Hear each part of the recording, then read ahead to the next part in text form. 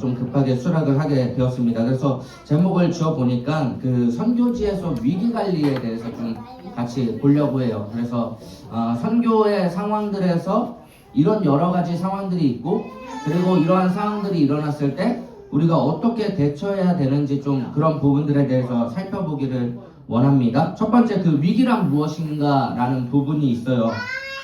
이 그 선교에서의 그 위기의 정의가 좀 필요할 것 같아요. 우리가 지금 풍도 같은 경우는 대구도 선착장까지 갔고, 그리고 2번 지금 선교가 밀렸고, 육도는 한 번 지금 못 들어간 상황이 되었죠. 여러분들 아마 모든 준비가 다 완료가 됐고, 직장인 분들은 또 연차도 썼고, 휴가도 다 마쳤고, 마음도 우리가 이제 선교를 들어가면 이렇게 해야겠다라는 여러 가지 마음들이 불탔을 거라고 생각을 해요. 그런데 우리가 상황적으로 지금 막혔죠.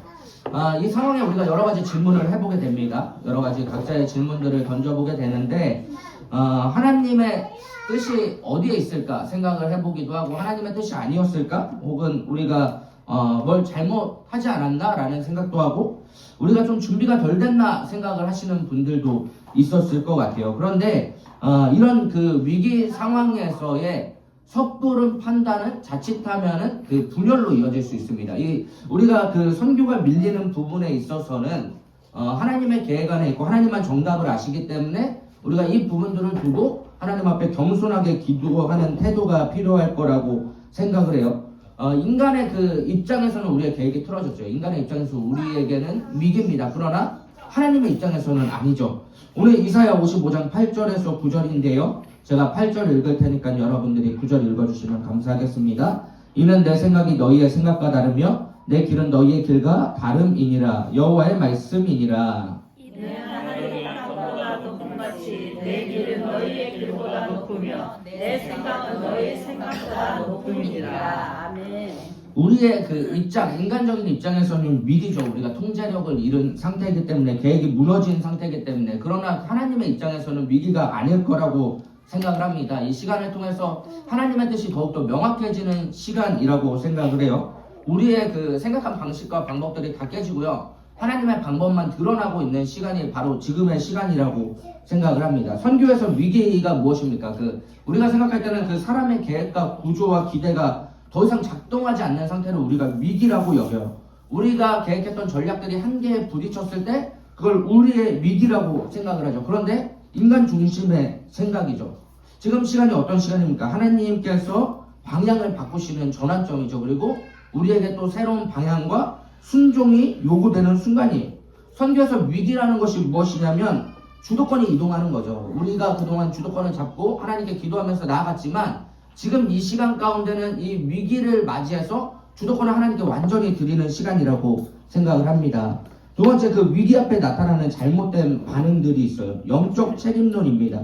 누가 잘못했을까 생각하는 거죠.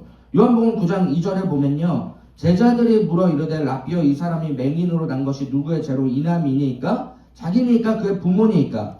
예수께서 대답하시되 이 사람이나 그 부모의 죄로 인한 것이 아니라 그에게서 하나님이 하시는 일을 나타내고자 하심이라. 하나님의 일을 하다가, 선교를 진행을 하다가 막혔을 때 그런 생각들 하거든요. 누구의 죄로 인함이니까? 영적인 책임론을 우리가 들고 나타나요. 누가 잘못했을까? 팀장이 판단을 잘못했을까? 누가 준비가 되지 않았나? 우리 팀에 아직 못 갈 사람이 있지 않나? 믿음이 약했나? 기도가 부족했나? 여러 가지 우리가 판단들을 하게 되죠. 그러나 여러분, 그 선교지에 들어가는 건 하나님의 전적인 은혜입니다. 인간의 공로가 아니에요. 우리가 사실 선교지에 들어갔을 때 우리가 준비가 되어서 들어갔다고 이야기를 하는데, 사실 인간의 입장에서 준비가 되면 얼마나 될 수 있겠습니까? 우리가 그 선교지에 밟는 거는요, 온전히 하나님의 은혜임을 기억하시기를 소망합니다. 그리고 영적인 책임론 안 됩니다. 팀장이 판단을 잘못했을까? 이때 이렇게 판단했으면 좋지 않았을까? 이때 이렇게 결정했으면 좋지 않았을까? 누구의 죄로 인한 것일까? 누가 잘못했나? 여러분, 이러한 그 판단들은 자칫하면 팀의 어려운 위기들로 다가옵니다. 두 번째, 사명 포기의 현상들이 나타나죠. 잘못된 반응들로. 상황이 막혔다고 해서 대부분 이렇게 또 생각하기도 합니다. 나는 딱 할 만큼 했어. 난 여기까지인 것 같아. 상황이 이렇게 됐기 때문에, 일정이 어렵기 때문에 나는 더 이상 가지 못할 것 같아. 포기하는 일들이 일어나기도 하죠. 세 번째, 잘못된 반응에 원망과 불평이 있어요. 제가 2절 읽고 여러분 3절 읽고 4절 같이 읽겠습니다. 이스라엘 자손이 다 모세와 아론을 원망하며 온 회중이 그들에게 이르되 우리가 애굽 땅에서 죽었거나 이 광야에서 죽었으면 좋았을 것을 어찌하여 여호와가 우리를 그 땅으로 인도하여 칼에 쓰러지게 하려 하는가. 우리 처자가 사로잡히니 애굽으로 돌아간 것이 맞지 아니하랴. 이에 서로 말하되 우리가 한 지간을 세우고 애굽으로 돌아가자. 아멘. 지금의 위기의 상황에서 가장 위험한 거죠. 선교팀을 운영할 때 그 짜증과 그 원망과 그리고 서로 탓하는 부분들 팀을 무너지게 할 수 있습니다. 왜 이렇게 준비했을까? 누가 잘못한 거 아닐까? 왜 이렇게 했을까? 굳이 여기까지 왔어야 되나? 판단을 좀 잘했어야지. 팀 붕괴 시작입니다. 제가 그 팀 공동체 강의에서 말씀드렸듯이 선교를 진행하면서 원망과 불평은 원천 차단입니다. 여러분 기억해 주시고 아멘, 아멘. 원망과 불평은 그냥 절대적으로 막으시고 옆에 누군가 이야기한다면 여러분들이 건면하셔서 좋은 쪽으로 방향을 바꿔주시길 바랍니다. 아멘. 네 번째 무리한 강행이 있죠. 무리한 강행. 무리한 강행. 우리가 믿음 참 중요하죠. 믿음 중요한데요. 무리하게 강행을 했다가 여러 가지 더 큰 사고로 이어질 수 있어요. 1년의 예로 그 한 나라에서 선교지에서 한 팀이 캠퍼스 사역을 했어요. 캠퍼스 사역을. 그런데 선교사님들께서 다 말렸죠. 이 캠퍼스 사역 위험하다. 진행하지 말라라고 이야기를 했는데 이 사람들이 우리는 믿음으로 기도로 응답받았다. 열심히 선교 사역을 다 했습니다. 어떻게 되겠습니까? 그 나라의 선교의 문이 다 막혔습니다. 선교 제한 국가였는데 이 선교를 갔던 사람들은 믿음이라고 생각을 해서 거기서 마음껏 선포하고 찬양하고 자기들 한국으로 돌아왔어요. 수십 년 동안 선교사님이 이뤘던 선교가 다 무너졌습니다. 선교사님들이 다 추방당하고요. 그 땅 가운데 선교의 문이 막히는 일들이 일어났습니다. 이 무리한 강행들은요, 우리의 입장에서는 믿음이지만 선교의 길이 완전히 막힐 수도 있는 상황이에요. 사실 우리도 이번에 들어가면 들어갈 수 있었겠죠. 오늘 보니까 조 목사님이 말씀하지 말라고 했는데 오늘 배가 떴더라고요. 오늘 배가 나왔어요. 그런데 여러분 좀 아깝죠. 갔어야 되는데 그렇죠. 그런데 여러분 가장 중요한 게 무엇입니까? 선교에서 질서입니다. 질서. 송 목사님이 충분히 알아보셨거든요. 그 선교지하고 알아보시고 육도 사모님이 가장 높은 분하고 얘기를 했고 그리고 담임 목사님께 보고를 들었고 모든 선교지와 예감미션 본부와 그리고 담임 목사님이 지금은 아직 갈 때가 아닙니다. 스탑을 하라고 말씀을 하셨죠. 교회의 중요한 행사가 이번 주일에 있습니다. 재직회, 예결산 재직회가 있고 각 부서별로 주요 재직들이 모여 있어요. 선교 너무 중요하죠. 믿음 너무 중요하죠. 그런데 여러분 본 교회가 무너지면요 선교의 구심점이 사라지는 거예요. 여러분이 실컷 선교하고 돌아왔는데 교회가 무너져 있으면 더 이상 선교를 보낼 수 있는 본부가 사라지는 거예요. 담임 목사님과 그리고 예감미션 본부 목사님, 선교지 목사님과 예감미션 간사님 결정을 하셨으면 질서에 따라서 우리가 순종하는 거죠. 그것이 이 교회를 이뤄가고 선교지를 함께 이뤄가는 믿음인 줄 믿습니다. 여러분들이 어떤 선교들을 진행하실 때 무리한 믿음과 강행이 아니라 여러분 순종함으로 하나님의 일들을 이루어 가시기를 소망합니다. 세 번째 위기의 종류들이 있어요. 이건 제가 좀 여러 가지 선교를 하면서 겪었던 여러 가지 일들을 좀 말씀을 드릴 것 같은데 제가 한 가지 글을 써놨죠. 여러분 그 강의 안에 써있죠. 같이 한번 읽어볼까요? 선교는 늘 위기를 전제로 한다. 위기 없는 선교는 없다. 네, 인간의 입장에서 위기긴 하지만 위기가 없을 수 없어요. 위기가 없는 선교라는 건 존재하지 않습니다. 첫 번째 자연 재정적 위기가 있어요. 자연 재정적 우리가 겪고 있는 케이스입니다. 날씨로 인해서 그리고 일기로 인해서 여러 가지 재정으로 인해서 제가 2015년 벌써 한 10년쯤 됐는데 팀원들을 9명 정도 이끌고 인도를 한 25일 들어갈 때였어요. 그런데 당시에 인천에서 상하이 그리고 상하이에서 중국의 쿤밍이라는 지역을 경유를 하고 인도 콜카타로 들어가는 일정이었어요. 그런데 상해에 비행기가 도착하기도 전에 상공에서 그냥 비행기가 계속 도는 거예요. 그런데 이게 팀장과 팀원의 마음이 참 다른 게 저는 긴장을 하고 있는데 팀원들은 비행기에서 너무 잘 자더라고요. 너무 잘 자고 있었는데 천둥이 치고 막 비행기가 흔들렸어요. 그런데 이 비행기가 어디에 도착을 했냐면 상해에 2개의 공항이 있는데 푸동이라는 공항에 도착을 했는데 전혀 다른 공항에 떨어져 버린 거죠. 완전 사고였습니다. 그래도 참 감사한 건 뭐였냐면 그 팀원들이 너무 해맑었습니다. 너무 해맑아서 공항의 바닥에 앉아서 얘네가 게임을 20대 초반 애들이 게임을 하는데 참 창피하게도 중국 사람보다 더 시끄러웠어요. 그리고 중국 사람들이 우리 팀원들을 구경할 정도로 많이 시끄러웠거든요. 사고였는데 우리가 그 시간을 통해서 중국에 예기치 않게 한 3일을 머물게 됐거든요. 그런데 그 시간 동안 하나님이 팀을 더 단단하게 만드셨어요. 그때 딱 사고가 나자마자 너무 든든했던 게 저희 팀에 연대를 그 19살에 입학한 친구가 있는데 그 친구가 그 데스크로 가더니 온갖 영어를 동원해서 중국인을 상대로 싸우기 시작하는데 이틀 동안 호텔을 구해내고 그리고 그 이동할 차량을 구해냈어요. 얻어냈죠. 그리고 나서 저희가 그 중국인들 상대로 그렇게 하고 나서 당시에 저희 팀이 25일을 체류했기 때문에 박스가 우체국 가장 큰 박스로 한 20박스가 됐거든요. 거기서부터 막 팀원들이 이제 상하차가 시작되는 거죠. 형제들, 자매들 힘을 합쳐서 짐을 다 옮기고 그 땅 가운데 우리가 무엇을 해야 될지 모르니까 함께 모여서 묵상하고 기도하고 3일 동안 무엇을 할지 결정을 하면서 팀이 하나로 결속이 됐죠. 지금 생각해보면 그 험난한 인도 땅 25일을 들어가기 전에 하나님께서 중국이라는 땅에서 3일 동안 우리 팀을 만드는 시간들을 가지신 것 같아요. 우리가 선교를 하다 보면 또 재정적 위기도 있습니다. 팀원 중에 선교를 가기 힘든 그 비용을 채우지 못하는 그리고 팀 사역할 팀 비용이 부족한 여러 가지 위기들이 있어요. 영적 위기가 있습니다. 한마디로요, 영적으로 눌리는 거예요. 일본 땅 가운데 여러분 특히 많이 나타납니다. 일본이 800만 우상인데 인도가 신이 1억이 넘습니다. 공통적으로 얘기하는 건 일본에 갔을 때 영적으로 눌리는 사람들이 너무 많아요. 제가 그 2010년도에 하치조지마라는 섬을 들어갔을 때 15일 중에 14일 동안 두통이 있었어요. 제가 1년에 한 번 두통이 있을까 말까 한 사람인데 그 땅에 들어가는 순간부터 두통이 시작돼서 나올 때까지 참 부끄러운 얘기지만 제가 그 당시에 신학생이었음에도 불구하고 선교지에서 나올 때 도망치듯 나왔습니다. 빨리 한국에 가고 싶다라는 생각으로 나왔는데 찬양과 기도를 하면 머리 가운데 뭔가 두통이 싹 풀리는 것 같고 찬양 기도가 끝나고 나서 좀 있다 보면 한 30분 지나다 보면 머리가 다시 조여오고 하는 일들이 일어났었습니다. 그리고 예전에 그 오키나와 갔을 때 중보 리더 누나가 무슨 얘기를 하냐면 기도를 할 때 창문으로 그 귀신이 들어오려고 하는 모습들이 계속 보인다라고 이야기해요. 우리 교회 위치가 2층이었는데요. 계속 귀신이 들어오려는 모습들이 보이고 새벽 예배를 드리고 있으면 기도를 하려고 눈을 감으면 이 귀신이 옆에서 헤아려고 칼을 들고 있는 형상들이 보인다라고 이야기를 했었어요. 그때 그 한 팀원은요 아예 말을 하지 않았습니다. 선교지에서 말을 하지 않았는데 밤마다 2층 테라스에 혼자 나가서 막 쭈그려 앉아있고 한국에 돌아와서 사진을 보니까 자기 그 긴 머리로 앞머리를 다 이렇게 얼굴을 다 가리고 사진을 찍었어요. 영적으로 여러 가지 눌리는 위기들이 선교팀 가운데 있을 수 있습니다. 그리고 세 번째 현장 변수죠. 현장 변수.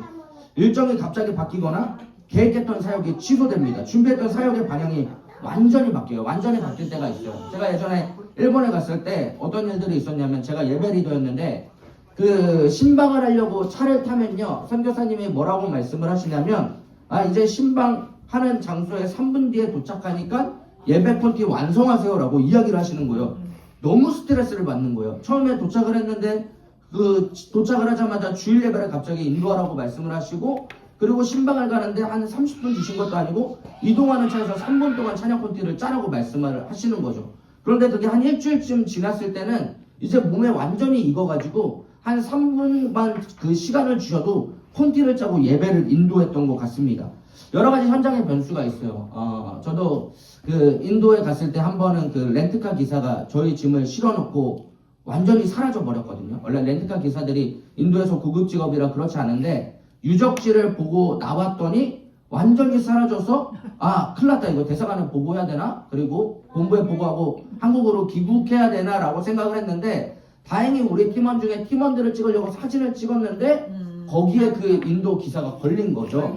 근데 우리 그 식당에 가서 사람들한테 물어보니까 누군지 알았고 인도 사람들이 오히려 전화를 걸어서 그 사람들한테 언어는 알아들을 수 없었지만 확실한 건 욕이었습니다. 막 욕을 쌍욕을 날려가면서 너네 뭐 하는 거냐 해가지고 그 사람들이 와서 저희가 그 백팩 40리터짜리를 다 찾았던 기억들이 있어요. 선교를 하면서 여러분 여러 가지 위기가 있어요. 그런데 여러분 중요한 건 제가 지금까지 말씀드렸던 외부적인 위기는요, 위기가 아닙니다. 우리가 지금 배를 못하는 것, 그리고 재정과 자연과 상황의 변수, 영적인 위기는 팀을 하나로 만들죠. 우리가 공동의 목표를 가지고 기도하게 만드는, 오히려 팀을 단단하게 만드는 시간입니다. 그런데 제일 큰 문제가 뭡니까, 여러분? 제일 큰 문제가 내부적 문제입니다. 여기에 나오는 분열이요, 분열. 빌립보서 4장 2절을 한 목소리를 읽어보겠습니다. 내가 유오디아를 권하고 위기 상황 속에서 제일 경계해야 될 것이 바로 이거예요, 여러분. 제가 아까 말씀드렸다시피 누가 이렇게 판단을 했어? 누가 잘못했어? 우리가 들어갈 수 있을까? 누가 왜 이렇게 했어? 라는 부정적인 이야기들은 팀을 완전히 망가뜨린다는 거예요. 오늘 빌립보서 4장 2절에 나오는 유오디아와 순두개는 평신도가 아니라 사역의 최전선에 있었던 동역자들이에요.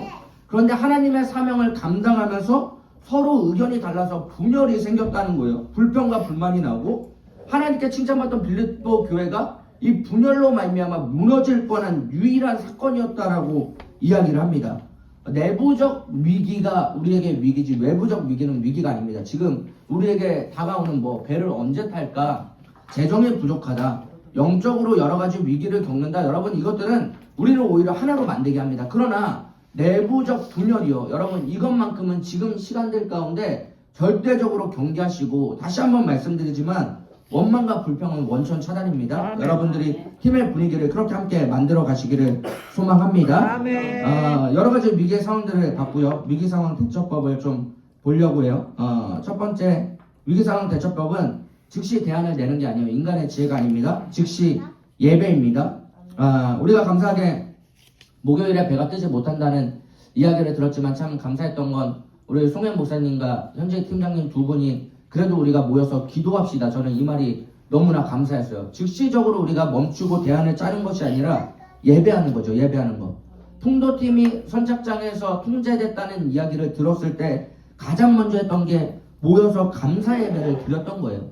우리가 여러 가지 사건들이 있을 때 인간의 지혜를 낼 수 있지만 가장 먼저 해야 될 것이 오늘 우리가 함께 모여서 기도하는 이 자리가 가장 우리에게 중요한 줄 믿습니다. 제가 네팔 트레킹 갔을 때요. 그 팀이 그해 특별하게 좀 선교 가운데 교역자나 선교사님이 동행하는 게 아니라 비전 트립 팀이었는데 트레킹 네팔에 한 3,000m를 트레킹하는 팀이었어요. 그런데 인도를 한 15일 정도 지나와서 네팔 국경을 넘어서 네팔 카트만두에서 포카라 지역으로 한 8시간 차를 타고 들어갔는데요. 이제 다음날 모든 게 다 조인되고 그리고 트레킹만 하면 되는 상황이었는데 한 자매 팀원이 뭐라고 이야기를 하냐면 팀장님 저는 내일 산에 못 올라갈 것 같아요 라고 얘기를 하는 거예요. 청천벽력과 같았죠. 우리 팀은 트레킹 팀인데 이 친구가 못 올라가면 우리가 4명인데 한 명은 같이 남아야 되고 2명과 2명이 나눠지는 일은 사실 팀에서 있을 수 없는 일입니다. 원팀이기 때문에 여러 가지 혼란했습니다. 이 자매가 올라가지 못한다고 이야기를 하는데 억지로 그 3,000m를 끌고 올라갈 수도 없는 노릇이잖아요. 판단이 안 섰지만 일단 팀원들을 호텔 한 방에 모이게 했습니다. 모이게 하고 우리가 오늘 주님께서 주시는 우리의 말씀을 묵상하자. 당시에 날 묵상해야 됐던 묵상을 같이 했죠. 그리고 묵상을 같이 나누고요. 기도를 하고 났는데 너무나 감사하게 그 팀원이 마음을 돌렸습니다. 제가 뭐라고 하지도 않았는데 그 팀원이 제가 힘들지만 내일 올라가 볼게요 라고 이야기를 해줬어요. 그리고 나서 그 트레킹 팀이 성공적으로 한국에 귀국하는 일들이 있었습니다. 여러분 사람에 대한 일시적일 뿐입니다. 일시적이요. 위기 상황 속에서 여러분이 가장 먼저 해야 될 게 즉시 예배하는 거예요. 예배하는 것. 그리고 두 번째는 무엇입니까? 의연하라. 선교를 하다 보면 여러분 별의별 일들이 다 있어요. 특별히 모든 일들 가운데 여러분 예민하지 마세요. 예민하시면 팀이 무너집니다. 그리고 특별히 우리 팀장님들은 더욱더 마음을 더 굳게 가지셔야 됩니다. 선교지에서 여러 가지 일이 있는데 어떤 팀은 아프리카에 갔는데 아프리카에 도착해서 캐리어를 팀장이 딱 깠는데 핸드폰 10개가 사라진 거예요. 핸드폰 10개가. 저희 누나의 일이거든요. 저희 누나가 팀장이었는데 아프리카 그 직원들이 수화물 담당하는 사람들이 캐리어 뜯고 다 훔쳐간 거죠. 그런데 감사하게 팀원들이 다 이해를 해줬고 어떤 팀은 출국 하루 전에 팀장이 선교를 못 가겠다라고 선포를 했어요. 집에 여권을 두고, 자기 집에 여권 두고 그 밤 10시에 월드면 총무님하고 총무 간사님하고 저하고 쫓아갔어요. 그 팀을 쫓아가서 교회에서 합숙을 하는데 쫓아가서 밤새 상황을 수습해 보려고 하는데 수습이 안 되는 거예요. 결국에는 그 팀장이 여권만 가져오고 그 밤에 부팀장이 팀장이 돼서 다음날 스페인으로 출국했습니다. 출국하는 일들이 있었고, 어떤 팀은 그 출국을 해야 되는데 장마철에 비가 너무 많이 오는 거예요. 팀원들이 이동하는데 올림픽대로가 침수돼서 비행기를 못하는 일도 있었습니다. 2009년에 이란 유혈 사태가 났어요. 팀들이 갔다가 갇혔습니다. 이란 그 공항에 화재가 났어요. 그런데 감사하게 하나님의 은혜로 다 귀국하는 일들이 일어났어요. 예전에 그 여러 가지 예를 들어서 유명한 사건들이 있는데 가나팀은 선교지에서 차량이 전복됐어요. 전복돼서 팀원들이 광대뼈가 부러지고 팔이 부러졌어요. 그래서 한국에 들어와서 수술을 했거든요. 감사하게 여러 가지 사고가 났음에도 불구하고 누구 하나 영적인 책임론을 들고 나타나지 않았어요. 그때 제가 같이 갔던 선교 갔던 누나가 그때 광대뼈가 부러졌던 사람인데 제가 간증을 듣기로 뭐라고 이야기했냐면 선교지에서 차량이 전복이 됐는데요. 여성 선교사님이 팀원들을 구해내려고 차량을 들어 올렸대요. 이게 인간적으로 불가능한 일이잖아요. 그런데 이게 하나님의 초인적인 힘으로, 초인적인 능력으로, 하나님의 도심으로 그 여성 선교사님이 차량을 들어서 그 팀원들을 그 구출해내는 사건들을 직접 눈앞에서 목격했다라고 이야기를 해요. 선교를 하다 보면 별의별 일들이 다 있습니다. 여러분, 그 모든 상황에 의연하시길 바래요. 예민하지 마세요. 특히 어떤 상황 가운데도 우리가 예민하면요, 리더가 흔들리고 팀이 무너지면 우리가 팀이 붕괴될 수 있습니다. 위기가 2배가 되고 믿고 따를 지도자가 사라질 수 있습니다. 우리 모든 상황 가운데 여러분, 어떤 상황이 다가오더라도 의연하시길 바래요. 세 번째, 원팀입니다. 원팀. 선교는요, 여러분, 무조건 원팀이에요. 무조건. 하나님이 하나로 묶어주셨어요. 사실 우리가 왜 이렇게 일정을 두고 어려워합니까? 사역 안 할 거면 그냥 일정 맞는 대로, 팀 사역 안 할 거면 일정 맞는 대로 한두 명씩 그냥 들어갔다 나오면 되죠. 그런데 육도팀, 풍도팀 다 같이 함께 가기 위해서 우리가 여러 가지 날짜들을 고민하고 있는 것 아닙니까? 에베소서 4장 3절을 한 목소리로 읽어보겠습니다. 평안의 맨줄로 성령이 하나 되게 하신 것을 힘써 지키라. 원하기는요, 우리가 여러 가지 일정이 밀리고 상황이 밀리는 상황 가운데 있지만 여러분 절대적으로 원팀이기를 포기하지 마시길 바랍니다. 지금 점검하셔야 돼요. 이 위기 상황이 우리의 팀을 갈라놓고 있는지 더 묶고 있는지, 어떤 상황 가운데도 한 팀으로 묶여서 나아가는 것들을 여러분 포기하지 마시길 바랍니다. 네 번째는 다음 목표입니다. 네 번째 다음 목표. 잠언 29장 18절에 보면 묵시가 없으면 백성이 방자행하거니와 율법을 지키는 자는 복이 있다라고 이야기해요. 여기서 그 묵시를 비전으로 많이 해석을 하는데, 붙잡을 방향이 사라지면 팀원들이 혼란스러워진다는 거죠. 붙잡을 방향이 사라지면 그 팀은 완전히 무너지게 된다는 거죠. 지금 우리가 이 위기에 처했을 때 가장 먼저 해야 될 것이 무엇입니까? 우리 송혜인 목사님과 현지 간사님, 팀장님들이 다음 목표를 우리에게 제시해 주는 것들이 가장 중요하다는 거예요. 이게 바울의 선교에서의 위기관리의 원칙인데 목표 설정이에요. 목표 설정. 사도행전 16장 6절에서 7절을 다 같이 읽어보겠습니다.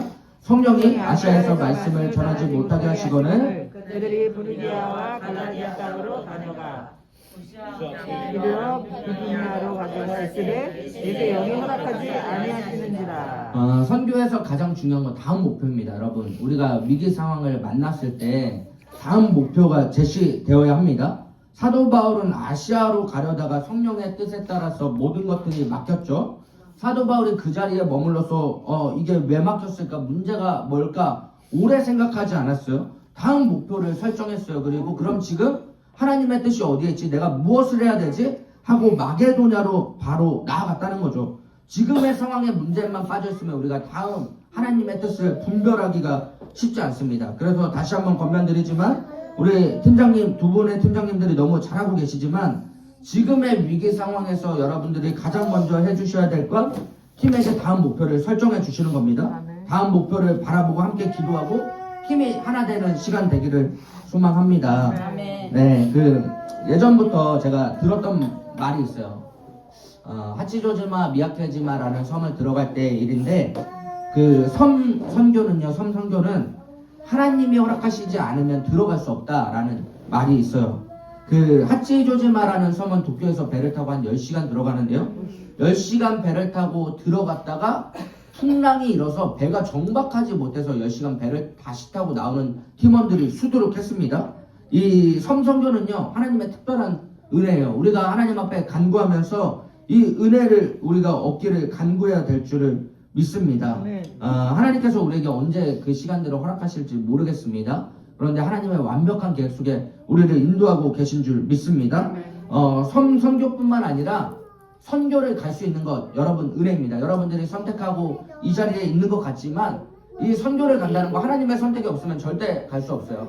제가 그 선교를 너무 좋아했어요. 너무 좋아해서 선교를 못 갈 때 군대에서는 그 여름에 그 하늘을 보면서 내가 지금 비행기를 타야 되는데 할 정도로 약간 향수를 앓을 정도로 선교를 너무 좋아했는데요. 선교를 딱 7번 가고 2017년에 8번째 선교를 가려고 했어요. 그런데 여름이 됐는데 느껴졌어요. 아, 내가 올해 선교를 가지 못하는구나 라는 게 느껴졌어요. 재정이 없었던 것도 아니고요. 그 당시에 시간이 없었던 것도 아니에요. 이전보다 오히려 재정도 풍족했고 시간도 넉넉했습니다. 그런데 선교를 못 간다는 게 느껴졌습니다. 그의 여러 가지 제가 맡고 있던 사역과 여러 가지로 인해서 선교의 길이 완전히 막혔어요. 그리고 나서 제가 선교를 다시 간 게 2017년 맡기고 18년 맡기고 우리가 사카이 다시 갔을 때가 언제죠? 그때 다시 열리기 시작한 거죠. 코로나로 인해서 계속해서 못 가고 하다가 정말 몇 년 만에 한 7년 만에 그 선교의 문이 열려서 가게 됐다는 거예요. 선교지를 간다는 거 여러분들이 선택하고 이 자리에 있는 것 같지만 하나님의 전적인 은혜가 없이는 우리가 그 땅을 밟을 수 없습니다. 하나님의 은혜 가운데 여러분 감사하시길 바랍니다. 제가 한 말씀 2가지 정도만 같이 읽고 마치려고 하는데 제가 여의도 단기선교 역사에서 여러 가지 큰 사고가 있었다고 말씀을 드렸잖아요. 아까 그 가나의 차량이 전복됐던 사고보다도 가장 여의도 선교에서 가장 위험하고 어려웠던 시간들이 있었습니다. 그 시간이 무엇이냐면 월드미션 초창기까지는 아니고 한 2000년대 정도 됐던 것 같은데 그 우간다 팀이 갔어요. 그런데 우간다 팀에서 그 한 분이 돌아와서 그 말라리아로 소천하는 일이 있었어요. 교회가 발칵 뒤집혔죠. 청년이 선교를 갔다가 말라리아에 걸려서 완전히 소천하게 된 거예요. 아마 그 뒤로 여의도에서 선교를 뭐 아프리카나 이런 데 보낼 때는 그 말라리아 백신이나 이런 것들을 교회에서 무료로 다 맞춰줬던 걸로 기억을 하는데 당시에 그 팀장님이 제가 아는 간사님이었어요. 간사님이었는데 신학교도 같이 다녔던 간사님인데 그 간사님이 나중에 저한테 뭐라고 이야기를 하시냐면 이야기하기를 자기가 그 우간다에서 그 팀원이 소천하고 나서 한국에 들어와서 그 사람들에게 거의 멱살을 잡힌 거죠. 멱살을 잡히면서 그 당시에 본인도 청년이었음에도 불구하고 살인자라는 이야기까지 들었던 거죠. 그런데 참 감사한 게 그분이 그럼에도 불구하고 그 시간들을 이겨내고 교회가 그 시간들을 같이 이겨내고 그리고 선교의 꿈을 포기하지 않고 그분이 지금 여의도 그 교역자로 사역을 하고 계신데요.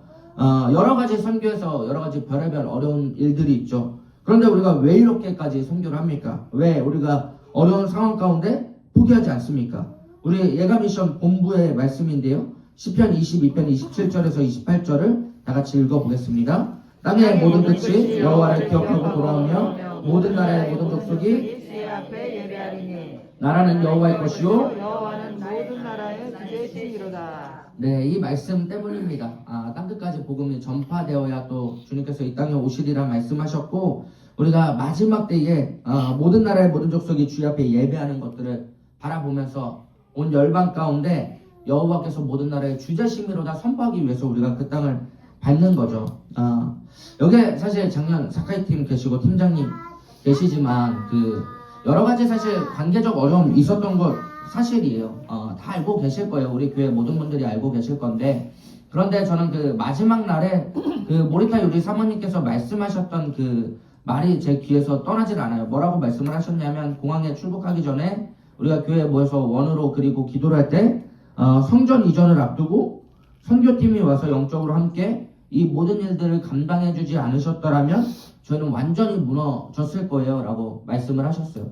제가 기억이 났던 게 이번 선교 강의를 준비하면서 2014년에 그 미야케지마 3,000명 사는 땅에 교회가 개척할 때 저희가 가서 페인트 사역과 여러 가지 리모델링 사역을 했거든요. 그때 제가 팀장이었는데 팀이 완전히 무너졌습니다. 완전히 박살이 났어요. 흔히 말할 정도로 제가 그 팀에서 거의 자매들에게 왕따를 당했다 싶을 정도로 팀이 완전히 무너졌거든요. 이게 어떤 사역이냐면요, 여러분. 그 작년에 성전 이전과 성전 개척을 하는 사역은요, 우리가 영적으로 함께 감당하지 않으면 이 선교에 있어서 불가능한 사역이라는 거죠. 인간의 입장으로는요, 여러분, 관계 문제가 있을 수 있습니다. 여러 가지 문제들이 있고 상황적 어려움들이 있을 수 있어요. 그런데 확실한 건 무엇입니까? 작년 사카이 팀을 통해서 하나님께서 선교하셨다는 거죠. 그리고 선교하신 하나님은 당신의 방법을 통해서 지금도 선교를 이뤄가고 계신다는 거예요. 민수기 14장 6절에서 8절을 함께 읽어보겠습니다. 그 땅을 정탐한 자 중 눈의 아들 여호수아와 여분네 아들 갈렙이 자기들의 옷을 찢고 이스라엘 자손의 온 회중에게 말하려되 우리가 두루 다니며 정탐한 땅은 심히 아름다운 땅이라. 여호와께서 우리를 기뻐하시면 우리를 그 땅을 우리에게 주시리라. 이는 과연 적과 꿀이 하나님께서 우리에게 주신 시간입니다. 우리가 하나님께서 주신 허락하신 시간이 아니면 우리가 어떻게 이렇게 모여서 또 이렇게 하나된 공동체로 함께 또 예배하고 강의를 들을 수 있겠습니까? 지금 주어진 시간들 가운데요, 여러분 모든 팀이 팀장님 중심으로 하나 되시길 바래요. 그리고 더 큰 비전을 바라보시고 하나님께 긍정의 보고를 드리시길 바래요. 그리고 하나님의 때를 기다리면서 우리가 그 땅에 들어갔을 때 하나님께 더 감사와 영광을 올리기를 소망합니다. 아멘. 오늘 강의를 정리하면요, 여러분 그 외부적인 그 위기들은 위기가 아닙니다. 내부적인 분열을 가장 경계하셔야 되고, 우리의 입장에서 위기라고 할 수 있지만 하나님의 입장에서 하나님이 개입하시는 순간이에요. 그리고 우리의 모든 주도권을 주님께 옮겨드리는 시간이심을 기억하시길 바랍니다. 그리고 여러분 위기 상황 가운데 여러분 의연하시길 바래요. 의연하시길 바래요. 지금 참 감사하게 두 분의 팀장님이 너무나 의연하게 모든 상황들을 대처해주고 계시는데, 팀장님이 모든 위기 상황 가운데 무너지면 팀원이 다 무너집니다. 여러분들이 어떤 상황 가운데도 의연하시고 팀원들도 마찬가지입니다. 어떤 상황 가운데도 여러분이 예민하면 이것이 분열과 서로 짜증과 서로 탓하기 시작하면 팀이 다 무너집니다. 모든 상황 가운데 의연하시면서 또 원팀으로 하나님의 사역을 잘 이뤄내시는 저와 여러분 되시길 예수님의 이름으로 축복합니다.